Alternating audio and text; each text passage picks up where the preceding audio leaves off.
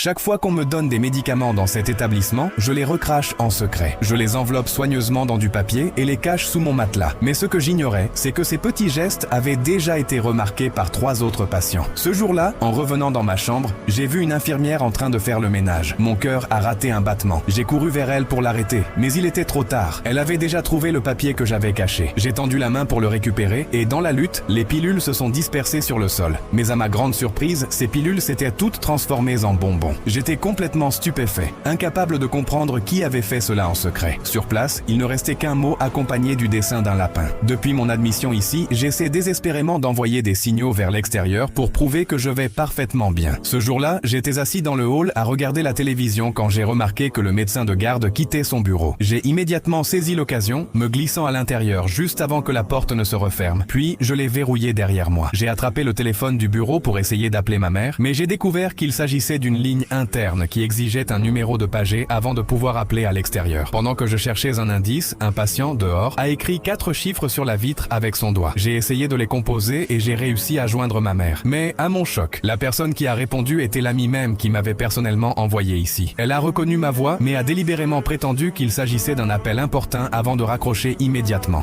À cet instant, le médecin avait déjà découvert que j'étais entré dans le bureau. Pris de panique, j'ai brisé la fenêtre et utilisé un morceau de verre pour les tenir à distance. J'ai rapidement composé le numéro de mon père, mais il m'a seulement dit de me concentrer sur mon rétablissement. Ces paroles m'ont complètement brisé le cœur. Je n'avais d'autre choix que de renoncer à résister. Et toute cette série d'événements a de nouveau attiré l'attention de ces 3 patients. Le lendemain, en passant dans le hall, j'ai aperçu un tableau blanc couvert de problèmes de mathématiques avancées. À côté des équations se trouvait le même mystérieux dessin de lapin. Je me suis immédiatement avancé et j'ai résolu tous les problèmes. À la fin, je n'ai obtenu qu'un seul mot: terrain de jeu. En suivant cet indice, je me suis rendu au terrain de jeu. Les 3 patients m'y attendaient déjà. Ce n'est qu'alors que j'ai appris que c'était eux qui avaient secrètement remplacé mes pilules et qu'aucun d'eux n'était ordinaire. Ils avaient autrefois été des talents d'exception dans leurs domaines respectifs. Fatigués de la complexité du monde extérieur, ils avaient choisi de rester ici pour mener une vie plus calme. Ils avaient depuis longtemps compris que je n'étais pas réellement malade. Ils ont donc pris l'initiative de m'aider à sortir de cet endroit. Cette même nuit, j'ai reçu une tablette. Après m'être connecté à Internet et avoir consulté les actualités, j'ai découvert que mon ami était en train de vendre mon entreprise. Je ne pouvais pas accepter de la regarder s'emparer de tout ce qui m'avait autrefois appartenu. Alors, je suis allé retrouver les 3 patients et j'ai décidé d'unir mes forces aux leurs pour quitter cet endroit.